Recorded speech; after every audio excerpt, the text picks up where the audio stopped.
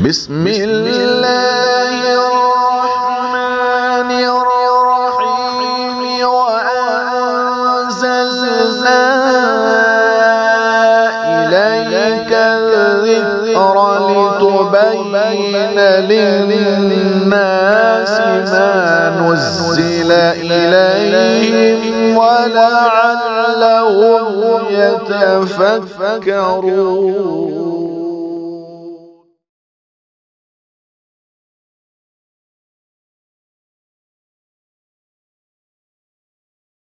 على سيد الأنبياء وأشرف المرسلين محمد وعلى آله وأصحابه أجمعين ومن تبعهم بإحسان إلى يوم الدين. أما بعد فأعوذ بالله من الشيطان الرجيم. بسم الله الرحمن الرحيم. الرحمن علم القرآن خلق الإنسان علمه البيان. وقال تعالى إنا نحن نزلنا الذكر وإنا له لحافظون.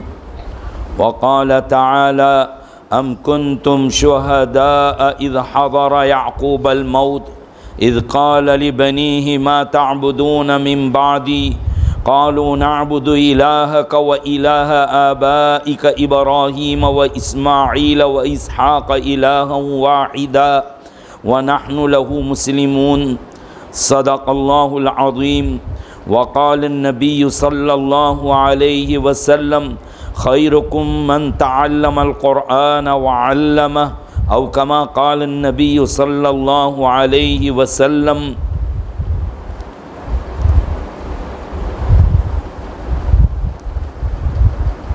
حضرات علماء کرام،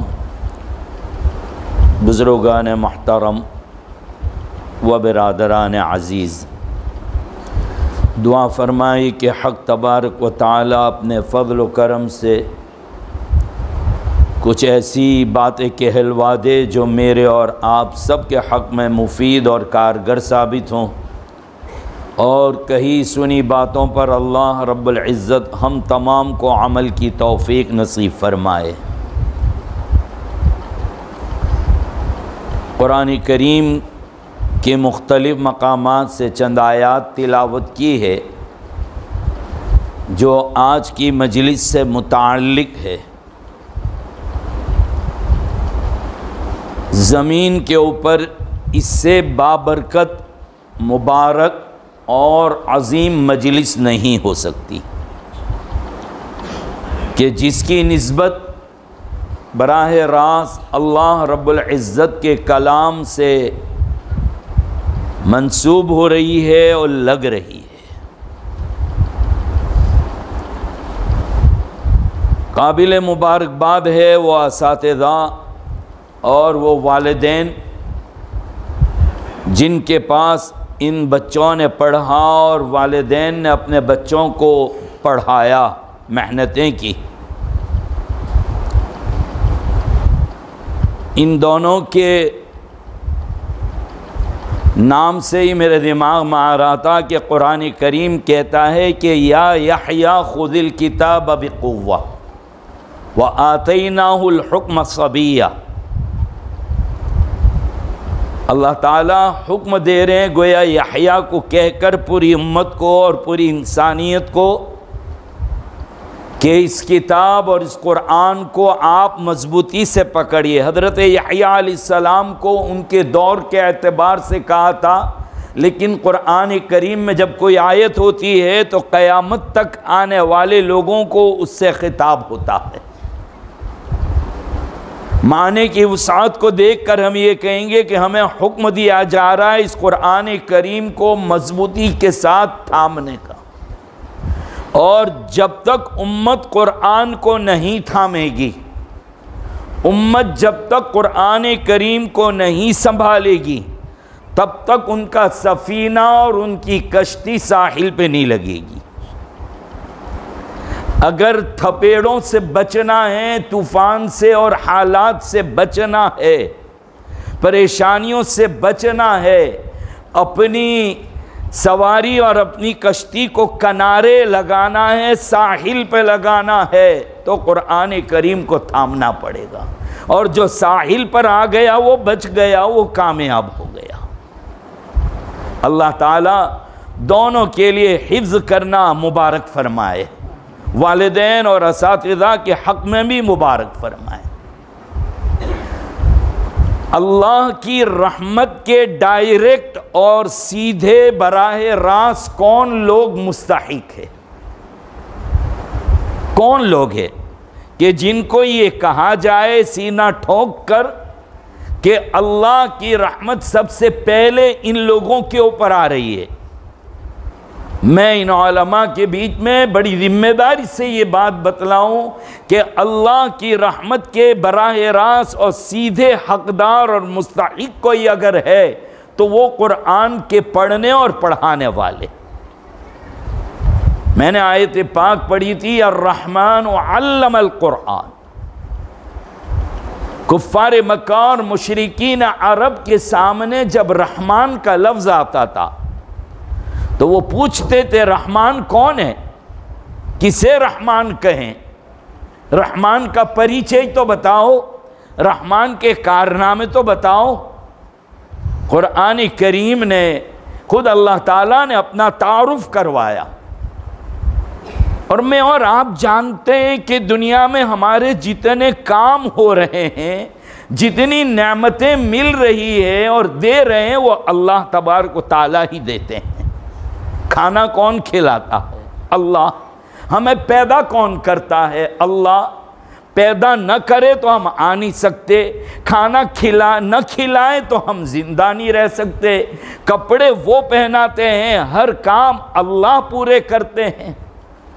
اللہ نے جب اپنے رحمان ہونے کا تعارف کروایا تو یہ نہیں کہا کہ رحمان وہ ہے جو اپنے رحم سے کپڑے پہناتا ہے، رحمان وہ ہے جو اپنے رحم سے کھانا کھلاتا ہے، رحمان وہ ہے جو یہ کام کرتا ہے، وہ کام کرتا ہے، یہ دیتا ہے، یہ احسان کرتا ہے، کچھ نہیں کہا۔ سب کو چھوڑ کر اللہ رب العزت نے فرمایا الرحمن وہ ہے جو قرآن سکھاتا ہے۔ کتنی بڑی بات ہے، کتنی بڑی بات ہے کہ اللہ تعالیٰ نے ساری نعمتوں کو پیچھے کر دیا، حتیٰ کہ انسان کی تخلیق اور پیدائش وہ پہلے ہوتی ہے، تعلیم بعد میں ہوتی ہے۔ جب تک انسان کا وجود نہیں ہوگا، پیدائش نہیں ہوگی، تخلیق نہیں ہوگی، تعلیم کہاں سے حاصل کرے گا؟ تو یوں کہنا چاہیے تھا کہ الرحمن خلق الانسان علمہ القرآن، کہ اللہ وہ ہے جس نے انسان کو پیدا کیا، پھر قرآن کی تعلیم دی، لیکن یہ نہیں کہا، بلکہ فرمایا رحمان وہ ہے جس نے قرآن سکھایا، پھر کہتے ہیں انسان کو پیدا کیا۔ کہا جب تک انسان قرآن کو نہیں پڑھے گا، اپنی پیدائش کا مقصد بھی تو سمجھ میں نہیں آئے گا۔ اسی لیے فرمایا کہ اللہ کی رحمت کے، رحمان کی رحمت کے ڈائریکٹ اگر کوئی مستحق ہے تو وہ یہ حافظ قرآن ہے، قرآن کے پڑھنے والے ہیں اور قرآن کے پڑھانے والے ہیں۔ پھر بعد میں کہا کہ خلق الانسان، اللہ تعالیٰ کچھ اشارہ کرنا چاہتے ہیں، اللہ کچھ اشارہ فرمانا چاہتے ہیں۔ انسان شادی کے بعد اولاد کا تصور کرتا ہے، اولاد کے لیے کوشش کرتا رہتا ہے، 1-2 سال میں بچے کی پیدائش نہیں ہوئی تو پھر ڈاکٹروں کی طرف متوجہ ہوتا ہے، رپورٹ پر رپورٹ نکالے جاتے ہیں، اور اس کے بعد پھر دیکھتا ہے کہ یہاں بھی مسئلہ مشکل ہے، تو پھر عاملوں کی طرف، علماء کی طرف، وظائف اور معمولات کی طرف عجیب و غریب قسم کے اوراد، وظائف اور تعویذات اور دعائیں سب کچھ کرتا ہے اولاد کے لیے۔ اور جب امید ہوتی ہے، تمنا پوری ہونے کے قریب ہوتی ہے، ہر انسان اپنی اولاد کے بھوشیہ اور مستقبل کا سوچتا ہے کہ مجھے ان کو کیا بنانا ہے، مجھے ان کو کیا دینا ہے، ان کے لیے بزنس کیسا ہوگا، ان کی تعلیم کیا ہوگی اور کیا پڑھانا ہے، یہ میاں بیوی رشتہ دار سوچتے ہیں۔ قرآن نے کہا سب بیکار ہے، سب سے پہلے پیدا ہونے سے آئے اس سے پہلے اگر سوچنا ہے تو تعلیم قرآن کا۔ انسان کی پیدائش کا بیان بعد میں کیا اور قرآن کی تعلیم کا بیان پہلے کیا۔ یہ اشارہ کر رہا ہے او لوگوں، تمہاری یہاں بچہ پیدا ہونے کی امید ہو، تمنا ہو، اس سے پہلے اس کے بھوشیہ اور مستقبل کا سوچو اور اس کے لیے قرآن کی تعلیم کا سوچو۔ بہت مبارکباد کے قابل ہے وہ ماں باپ جو اپنی اولاد کو پہلے قرآن کریم کی تعلیم دیتے ہیں، اور یہ طریقہ نبیوں والا طریقہ ہے کہ اپنے اولاد کے عقائد، اپنے اولاد کے ایمان، اپنے اولاد کے قرآن کی تعلیم کی فکر کرنا، یہ نبیوں والا طریقہ ہے۔ سب سے اونچے لوگ، سب سے شریف لوگ، جن کی سوچ سب سے اونچی، جو اپنے لیے نہیں سوچتے، جو لوگوں اور انسانیت کے لیے سوچتے ہیں، اگر کوئی ایسی جماعت ہے تو حضرات انبیاء کی جماعت ہے۔ انبیاء کی جماعت میں بھی حضرت یعقوب علیہ السلام بہت بڑا مقام حاصل ہے ان کو۔ حضرت یعقوب علیہ السلام بہت بڑے جلیل القدر پیغمبر ہے۔ جب آپ کا آخری وقت آیا تو حضرت یعقوب علیہ السلام نے اپنی اولاد کو بلایا، قریب آؤ بھائی، بچوں کو بلایا۔ قرآن نے منظر کھینچا اس کا، ام کنتم شہداء اذ حضر یعقوب الموت اذ قال لبنیہ ما تعبدون من بعدی۔ قریب بلا کر حضرت یعقوب ایک سوال کر رہے ہیں، سوال بھی بڑا عجیب ہے۔ کہنے لگے کہ بتاؤ میرے بچوں، میرے دنیا سے جانے کے بعد تم کس کی عبادت کرو گے؟ ایک پیغمبر کہہ رہا ہے، سب سے اونچے لوگ اور اونچے لوگوں کی اونچی پسند، بڑی گھٹیا سوچ اور بڑی گھٹیا فکر ہے جو دو روٹی اور دو بوٹی اور کوئی ہنر کے لیے اپنی اولاد کے لیے سوچے۔ کامیاب اور بڑے لوگ وہ ہیں، عظیم لوگ وہ ہیں جو اپنی اولاد کے ایمان، عقائد اور تعلیم دین کے لیے سوچے، جیسا کہ پیغمبر سوچ رہا ہے۔ حالانکہ پوری زندگی جس نے توحید کی دعوت دی، گھرانہ توحید کی دعوت سے مالا مال ہے، پھر بھی فکر یہ میرے مرنے کے بعد کیا کرو گے، کس کی عبادت؟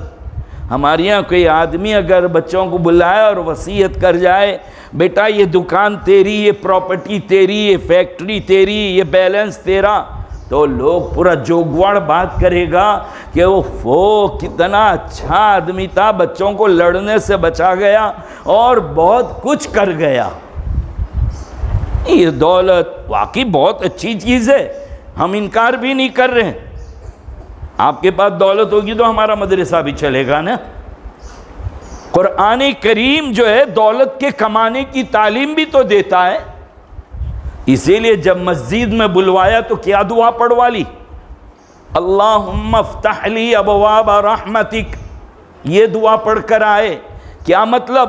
اے اللہ مسجد میں جمنا نصیب فرما، اے اللہ عبادت میں دل لگا دے، اے اللہ نمازوں کو اچھی طریقے سے ادا کرنا نصیب فرما، تیری رحمت نصیب فرما، شیطان کو مجھ سے دور فرما۔ بہت کچھ ہے اس دعا میں۔ نماز پڑھ لی، فارغ ہو گئے، نماز ادا ہو گئی، اب باہر جاؤ، اب مت بیٹھو یہاں، ہو گئے فارغ، نکلو۔ خود قرآن کہتا ہے فَإِذَا قُضِيَتِ الصَّلَاةُ فَانْتَشِرُوا، چلو جاؤ نماز سے فارغ ہو گئے۔ ہاں مطلب یہ نہیں کہ سنت پڑھے بغیر فانتشر ہو جاؤ، سنت پڑھ کر اطمینان سے دعائیں کر کے اب نکلو۔ اور کیا کرو باہر جا کے؟ کھڑے رہیں گے باہر؟ نہیں، وَابْتَغُوا مِن فَضْلِ اللَّهِ، اللہ کے رزق کو، اللہ کے فضل کو تلاش کرو۔ اسی لیے باہر نکالا یہاں سے تو کہا اللہم انی اسألوک من فضلک، اے اللہ میں دکان بن کر کے آیا، کاروبار اتنی دیر بند رہا، میرے رزق کا کیا، کہا تو نے میرے لیے بند کی، مجھ سے مانگ لے کہ اللہ میں تیرے سے تیرے فضل کا سوال کرتا ہوں۔ فضل سے مراد تیرے رزق کا سوال کرتا ہوں۔ اللہ کے لیے آئے تھے بند کر کے، اللہ سے مانگ لو۔ کہا وَابْتَغُوا مِن فَضْلِ اللَّهِ، سنو جو رزق ہے نا یہ اللہ کا فضل ہے، تمہاری اپنی ذات کی محنت مت سمجھنا، اس کا نتیجہ نہیں ہے۔ تو قرآن تو مانگنے کمانے کا کہہ رہا ہے، وَجْعَلْنَا النَّهَارَ مَعَاشًا، ہم نے دین کو روزی کمانے کا ذریعہ بنایا، کبھی بھی منع نہیں کرتا قرآن۔ ہاں لیکن اس کو رکھنا کیسا ہے، کتنی محبت رکھنی ہے۔ قرآن کریم کی تعلیم کو اگر میں اور آپ دیکھیں تو اس دنیا کی نعمتوں اور دولتوں کو قرآن نے جو لفظ استعمال کیا ہے عربی میں، وہ متاع، متاعن، میم تا الف عین، متاع، اور متاع کے معنی ہوتے ہیں وہ صافی کا کپڑا جو کچن میں چولہے کے پاس رکھا جاتا ہے، جس سے گرم اور چکنا اور کالا برتن پکڑا جاتا ہے، جس سے یہ کپڑا محفوظ رہے۔ وہ صافی کا کپڑا کتنا خوبصورت ہوتا ہے وہ گھر میں، اتنا بہترین کچن کا ٹیبل بنایا، بہترین گیس کا چولہا لے آئے، کتنا جمایا سجایا، اور وہاں جو کپڑا پڑا ہے کتنا خوبصورت ہے، مٹھی میں لینے کو جی چاہتا ہے؟ نہیں، ایسا پکڑ دے جیسا بہت ناپاک ہو، ایسا پکڑا جاتا ہے۔ وہ بھی اشارہ کر رہا ہے، لیکن گھر والوں سے ذرا بڑے ادب کے ساتھ وضو کر کے بیوی کے سامنے بیٹھ جائیے اور یہ کہیے بیگم صاحبہ بہت پرانا ہو گیا ہے، ہم نیا لا کر دیتے ہیں، اس کو پھینک دو۔ شاید ہو سکتا ہے کہ آپ کے پھینکنے کا فیصلہ کر لے، کہ اللہ رہوا دو ہے، ہاں یہ تو میرا بہت قیمتی ہے، اسی سے تو یہ کپڑے سلامت نظر آ رہے ہیں، جس سے ہم خوبصورت نظر آ رہے ہیں، یہ کپڑے کا راز ہے۔ یہ نہیں ہوگا تو ہاتھ خراب ہوں گے، یہ نہیں ہوگا تو کپڑے خراب ہوں گے۔ جب اتنا ہی پیار ہے کہ پھینکنے بھی نہیں دیتی اتنے گندے کو، ایک کام کر، تیرے نئے کپڑوں کے ساتھ کباٹ میں رکھ دے۔ رکھے گی کباٹ میں؟ اللہ کی بندی نہیں تو کباٹ میں رکھتی ہے، نہیں تو پھینکنے دیتی ہے، وہ کہتی وہ یہی اچھا ہے۔ بس یہی دنیا کی مال اور دولت کا حال ہے، نہ پھینک دینے کے قابل ہے کہ پھینک کے سنیاسی بن جاؤ۔ قرآن یہ بھی نہیں کہتا، نہیں استعمال کرو۔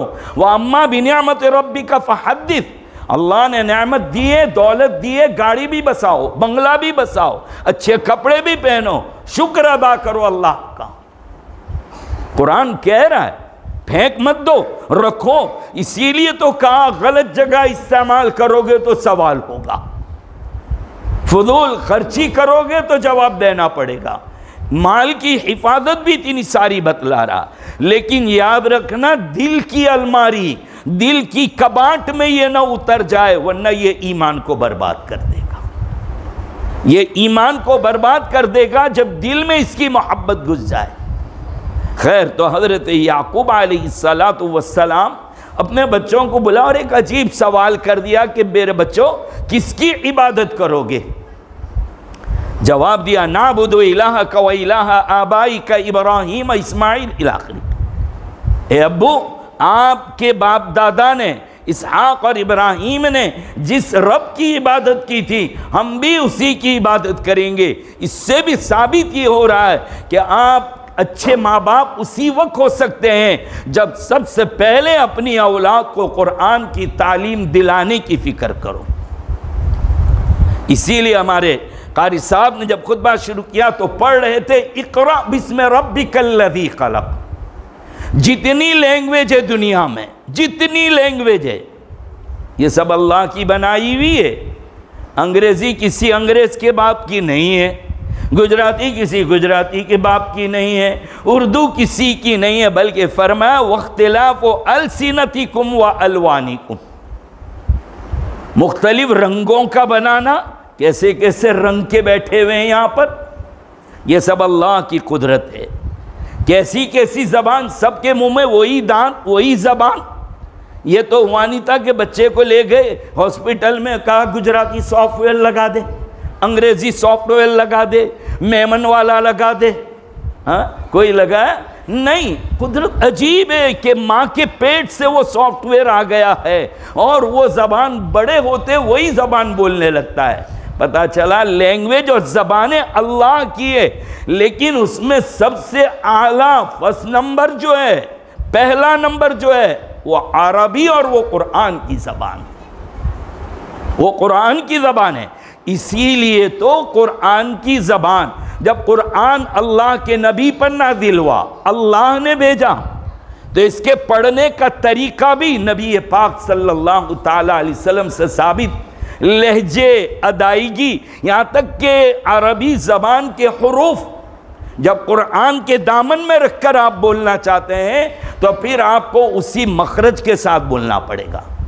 ثابت یہ ہے کہ مخارج، تجوید اچھے سے پڑھنا، یہ تمام کے تمام براہ راست نبی سے ہو کر اللہ کی طرف جا رہے ہیں۔ آج تک سنا ہے کہ کسی کے کا مخرج، ایم کا مخرج، این کا مخرج، زیڈ کا مخرج؟ آج تک کسی نے سنا ہے؟ زیڈ کیسے ادا ہوگا، ایم کیسے ادا ہوگا، اے بی سی ڈی کیسے ادا ہوگی؟ آج تک سنا نہیں؟ سنا آپ نے؟ یہ ہے کہ قاف، کاف اور دو ملتے جلتے حروف، ان کو کیسے پڑھنا۔ اب انگریزی والوں کو بلاؤ، میں پوچھ لوں کہ سی اور کے، وہ حضرت سی تو دو رخی دوغلا ہے، کم بہت کبھی تو ایس کے معنی میں آتا ہے، کبھی تو کے معنی میں آتا ہے۔ وہ ہم بھی ایک مرتبہ کمپیوٹر سیکھنے چلے گئے تھے ایک پروفیسر صاحب کے پاس، اور انگریزی سیکھنے چلے گئے۔ یا تو میری مصیبت بدنصیبی تھی یا ان کی تھی۔ ان سے 2-5 سوال کرنا شروع کر دے کہ مولانا بغیر سوال کیے ہوئے سیکھنا ہو تو سیکھو، نہیں تو جاؤ۔ کیا سوال؟ میں نے کہا یہ سی اور کے کوئی قاعدے کلیہ ہے؟ اب یہ سمجھانا پڑے گا قاعدے کلیہ ہے، منہ میں بھر کے کلی کرنے والا نہیں ہے، یعنی مضبوط ٹھوس قاعدہ ہے۔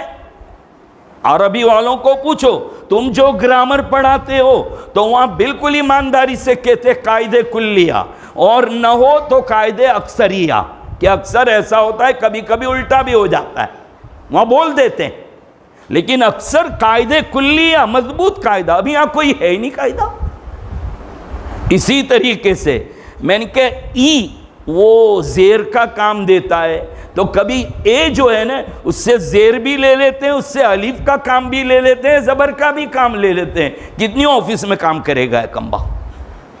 سی A T cat, B A T bat, H E N, اگر میں ایچ اے این بول دوں تو کہ نہیں، خلاف ہے۔ اب میں یہ سارے سوال کرنے لگا اور روزانہ اس میں الجھ جاتے تھے انجینئر، وہ پروفیسر تھے بہت بڑے، وہ کہنے لگے یار تیرے سوال کے جوابات دوں یا تجھے انگریزی پڑھاؤں میں؟ مولانا خدا حافظ ہو جاؤ۔ خیر، قرآن کریم وہ چیز ہے کہ ہر قاعدہ اس کو پڑھنے کا اور ادائیگی کا طریقہ سب نبی کریم صلی اللہ تعالیٰ علیہ وسلم سے ثابت ہے۔ یہ کمال ہے، اسی لیے آپ بچوں کو دیکھ رہے تھے، میں توجہ دے رہا تھا کہ حفظ کلاس کا بچہ اور پڑھ کیا رہا تھا، صراط الذین، یا طبیعت خوش ہو گئی، کیا صاد کی ادائیگی، کیا طا کی ادائیگی، کس طریقے سے استاد نے کیسے پلایا۔ ہم تو ہمارے اساتذہ سے کہتے ہیں، تم کو بھی جب کبھی پوچھتے ہیں کہ کیا پڑھاتے ہو، مکتب پڑھاتا ہوں مولانا۔ جب تم ہی اپنی قدر نہ کرو گے تو تمہاری قدر کون کرے گا؟ یہ کہیے الحمدللہ مکتب میں قرآن کریم ناظرہ پڑھاتا ہوں، اللہ کا شکر ہے کہ حفظ کلاس پڑھاتا ہوں، تم سے اچھی درسگاہ نہیں ہے کوئی، بخاری شریف پڑھانے والا بھی تم سے افضل نہیں، افضل تو تم ہے۔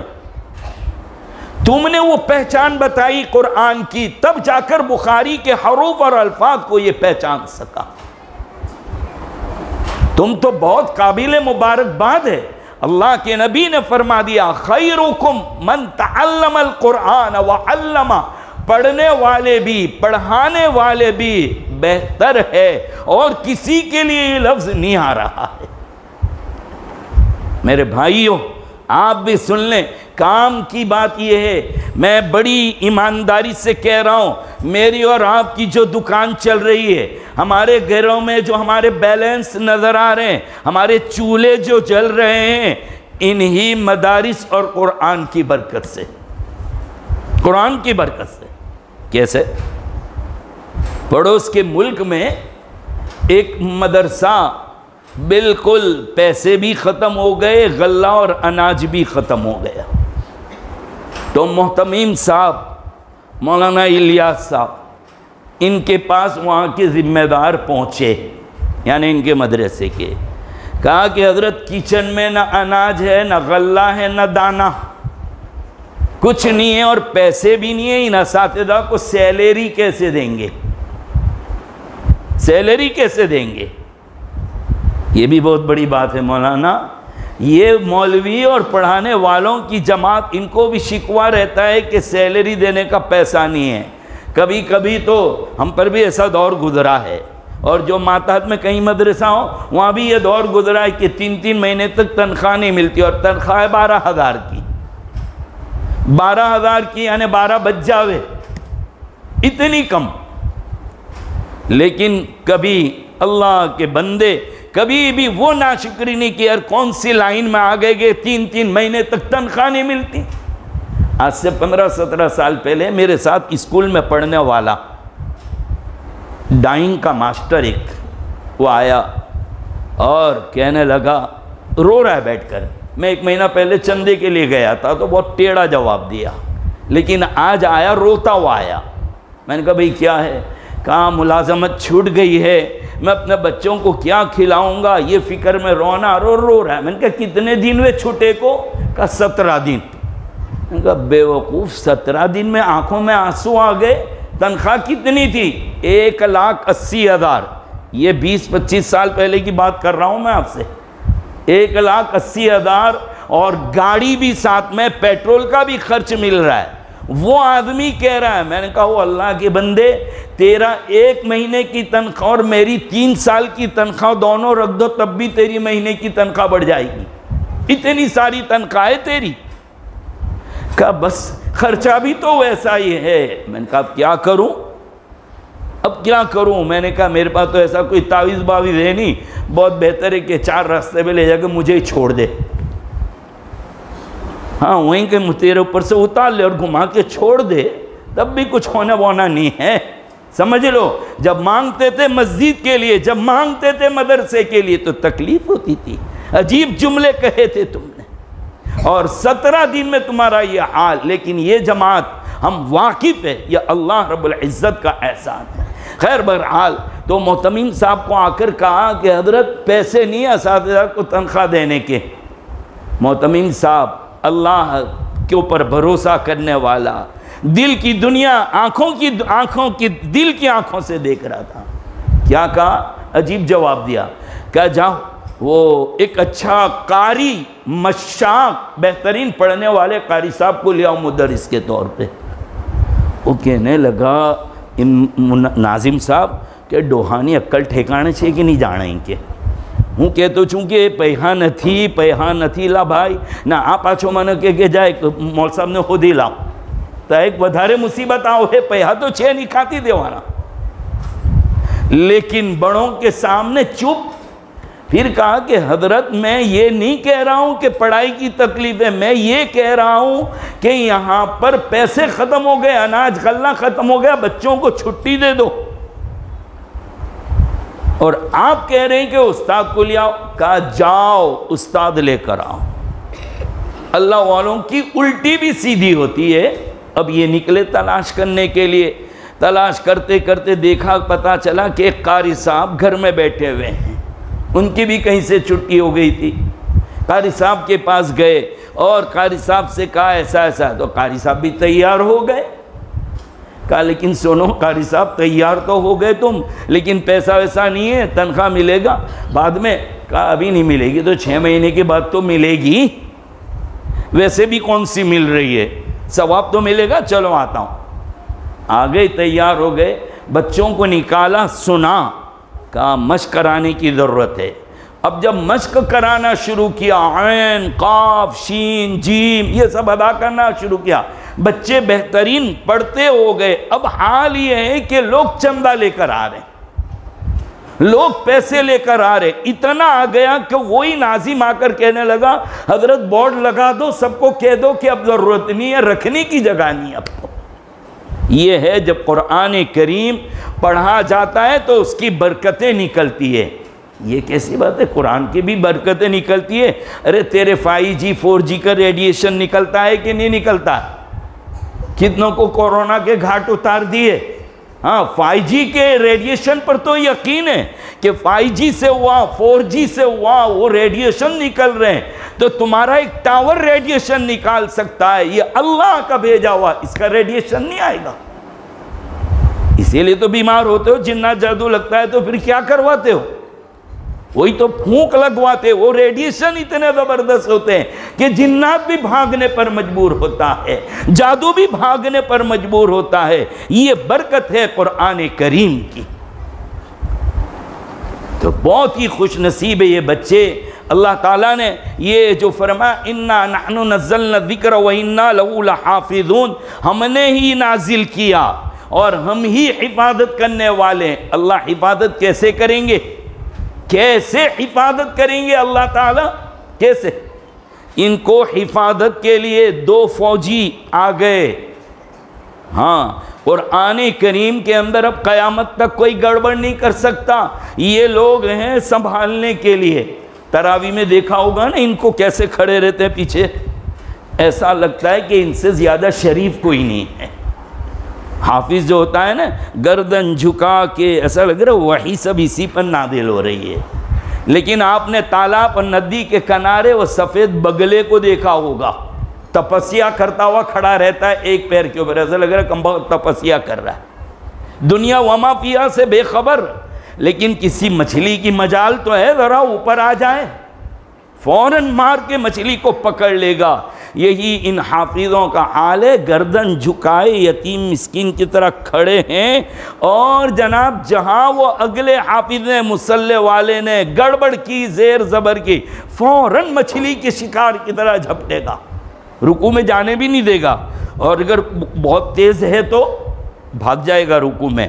تو یہ بھی کیا کرے گا؟ رکوع میں سبحان ربی العظیم تھوڑا پڑھتا ہے، ہاں اب وہی آیت پڑھتا ہے وَوَعَدْنَا مُوسَىٰ 30 وَوَعَدَ اللہ، بھائی سبحان ربی العظیم پڑھتے تو وَوَعَدْنَا رَبَّنَا لَكَ الْحَمْدُ بھی نہیں، جب سجدے میں گیا تو تسبیح بھی نہیں ہے، سجدے میں بھی وہی، اب کھڑا ہوا وہ سورہ فاتحہ پڑھ رہا اور اس کے منہ پر وہی لگا کے بیٹھا ہوا ہے کہ وَلَضَّالِّينَ کر کے تو دیکھ، جیسے ہی وَلَضَّالِّينَ وہ تو لین بھی ابھی نہیں بول پاتا، کہتا وَوَعَدْنَا مُوسَىٰ، جائے گا کہاں جائے گا؟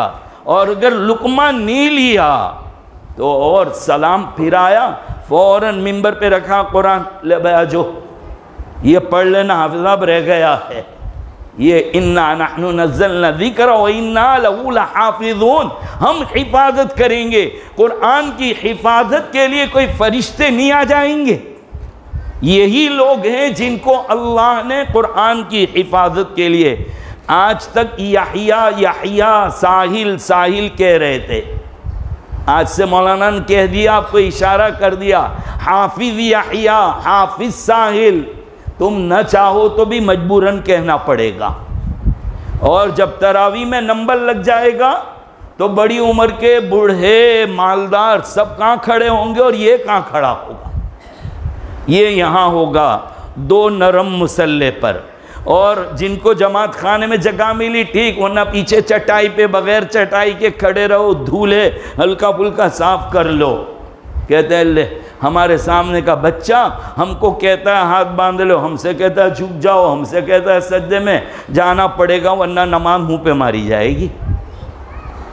کیا دیتے ہیں، کیا ملے گا؟ تمہارا بادشاہ بنا کے رکھ دیا پروردگار عالم نے۔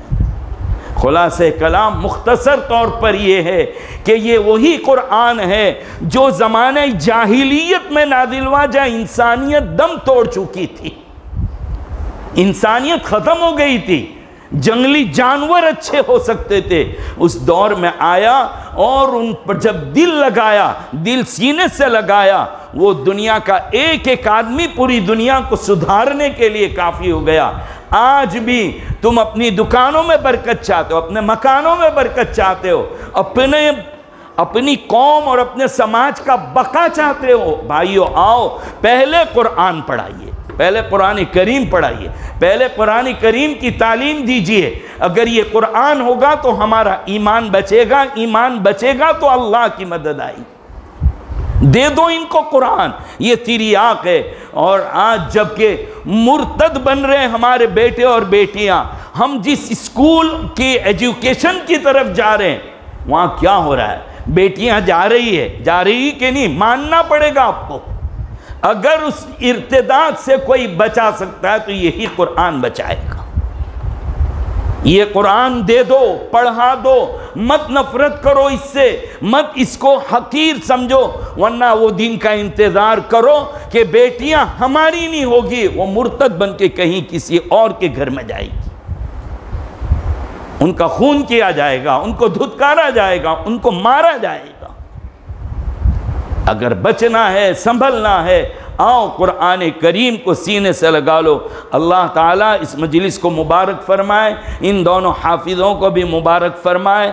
جنت کے حقدار ہے یہ، جنت کے ذمہ دار ہے یہ۔ ابھی کوئی بچی دعا پڑھ رہی تھی نا، بچہ نظم پڑھ رہا تھا، کیا کہہ رہا تھا؟ بہت خوش نصیب ہے، شکریہ ہے کہ الفاظ قرآن نہیں آئے، نعمت قرآن آ گئی۔ خلاصہ یہی حضرت قاری طیفسار رحمۃ اللہ علیہ فرماتے ہیں کہ یہ جب جو حروف اندر یاد کر لیے، جنت کی ہوائیں کل لگے گی تو یہ جنت کے پھل اور پھول میں تبدیل ہو جائیں گے۔ کہ یہ کیسے ہو سکتا ہے؟ ارے دیوالی کے پٹاخے پھوڑتے ہو کہ نہیں؟ ابھی نہیں پھوڑے ہوں گے تو دلہے کو لے کر جاتے، جب پھوڑیں گے۔ دلہا بھی اشارہ کہہ رہا ہے کہ میں بھی ایسے دھماکے کروں گا کم وقت۔ ہاں تو وہ اس کو چیر کے دیکھو، پھاڑ کے دیکھو، اندر تو گندا گندا کالا مواد ہے، بدبو آ رہی ہے۔ کاغذ میں سلیقے سے لپیٹ دیا سلائی لگا دی تو پھل کی شکل، پھول کی شکل، کیا عجیب و غریب تارے چاند اس میں سے جھڑ رہے ہیں۔ تو تمہارا بنایا ہوا مواد، اس کو آگ لگا دو تو اس سے سب چیزوں کی شکلیں نکل سکتی ہے۔ یہ اللہ کے قرآن کے حروف جو ہے نا، ان کو جنت کی ہوا لگے گی، یہ جنت کے پھل اور فروٹ کی شکل ان کے سینے میں آ گئی۔ دعوے سے کہہ کے جاؤں کہ یہ جنت کا مالک بن گیا، یہ جنت کے مالک بن گئے، یہ جنت کے ذمہ دار بن گئے۔ اب اسی لیے تو جنت کا تاج ان کو، ان کے والدین کو، اساتذہ کو، اور جنت میں مرتبہ یہ ہوگا، کہا جائے گا پڑھتا جا، چڑھتا جا، دھیرے دھیرے پڑھتا جا، اور جہاں آخری آیت ہوگی وہ تیری منزل ہوگی۔ اب کیا کہا جائے اس سے زیادہ؟ دنیا بھی اس کی، آخرت بھی اس کی۔ اللہ تبارک و تعالیٰ اس مجلس کو قبول فرمائے، ہمیں اپنی اولاد کے لیے قرآن کریم کی تعلیم کی فکر کرنے کی توفیق عطا فرمائے۔ وآخر دعوانا الحمدللہ رب العالمین۔ دعا بسم اللہ الرحمن الرحیم، الحمدللہ رب العالمین، والصلاة والسلام علی سید المرسلین محمد وعلی آلہ واصحابہ اجمعین۔ یا ارحم الراحمین، یا ارحم الراحمین، یا ارحم الراحمین، اللہم صل علی محمد عبدک ورسولک، وصل علی المؤمنین والمؤمنات والمسلمین والمسلمات۔ اے اللہ گناہوں کو معاف فرما، اے اللہ خطاؤں سے درگزر فرما، ہمارے گناہوں کو نیکیوں سے مبدل فرما، مرنے سے پہلے اپنے اختیار سے گناہوں کے چھوڑنے کی اور سچی توبہ کرنے کی توفیق عطا فرما، گناہوں سے نفرت نصیب فرما، نیکیوں کی توفیق عطا فرما، نیکیوں کے مواقع اور نیکیوں کا ذوق اور شوق نصیب فرما، قرآن کریم سے وابستگی اور دل بستگی نصیب فرما، قرآن کریم کی تلاوت کرنے کی توفیق عطا فرما، قرآن کریم کو یاد کرنے اور حفظ کرنے کی توفیق عطا فرما۔ دنیا میں جتنے حفاظ عموماً تمام کو، خاص کر کے یہ دو حفاظ کو اے اللہ پکا سچا حافظ بنا دے، ہم جو بھلا دیے گئے ہیں اس کو یاد کرا دے۔ اے اللہ اس حال میں موت مت دینا کہ قرآن کا ایک حرف بھی ہمارا کچا ہو گیا ہو، یاد کر لینے کی توفیق عطا فرما، مرنے سے پہلے اللہ ہم کو پکا سچا یاد کرا دے۔ قرآن کریم کے لیے دل میں رغبت اور شوق پیدا فرما دے۔ اے اللہ ہمارے اساتذہ کو بہترین بدلہ نصیب فرما۔ قرآن کریم اور اس کے علوم اور اس کے متعلقات پڑھانے والے جتنے دنیا میں اساتذہ اور علماء ہیں، اے اللہ سب کو رونق درس نصیب فرما، سب کے اللہ قبول فرما۔ اے اللہ خزانے غیب سے ان کی حاجتوں کو پورا کرنے کا اے اللہ ذمہ دار ہو جا۔ اے اللہ رحم کا، کرم کا، عافیت کا معاملہ فرما۔ تمام مدارس، مکاتب، جامعات کی حفاظت فرما۔ اے اللہ شیطانوں کی شیطانیت سے، فتنوں کے فتنے سے، مفسدوں کے فساد سے، اے اللہ بدخواہوں کی بدخواہی سے، مدارس کی، مکاتب کی، مساجد کی، دعوت و تبلیغ کی اے اللہ سب کی حفاظت فرما۔ خانقاہوں کی حفاظت فرما، علماء کی، صلحاء کی، خطباء کی، واعظوں کی، مدرسوں کی، اے اللہ مسلمان کے ایک ایک فرد کی حفاظت فرما۔ اے اللہ جہاں مظلوم ہے، جہاں ظلم ہو رہا ہے، ان تمام مقامات پر مسلمانوں کی حفاظت فرما، ظلم سے نجات عطا فرما، فلسطین کے مسلمانوں کی مدد فرما۔ اس قرآن کریم کی برکت سے اے اللہ تیرے نبی نے خبر دی ہے، قرآن کی تکمیل پر جو دعائیں کی جاتی ہے قبول ہوتی ہے۔ اے اللہ ہمارے کتنے معصوم بچوں نے ہاتھ اٹھائے ہیں، ہماری بیٹیاں بھی ہیں، بڑے بزرگ بھی ہیں، علماء بھی ہے، سب ہاتھ اٹھا کر کہتے ہیں اے اللہ فلسطین میں مسلمانوں کی مدد فرما، اے اللہ ان کی حفاظت فرما، ظالموں کو زیر فرما، ظالموں کو نیست و نابود فرما، ان کے اعیان اور مددگار جتنے بھی ہیں اے اللہ سب کو ختم فرما، ان کی اینٹ سے اینٹ بجا دے، اے اللہ ان کے کاروبار کو تہس نہس کر دے۔ اے اللہ تیرے نبی نے ایسے دشمنوں کے لیے جتنی بد دعائیں فرمائی، جو کچھ کہا گیا وہ سب ان کے حق میں ہماری طرف سے قبول فرما لیجئے۔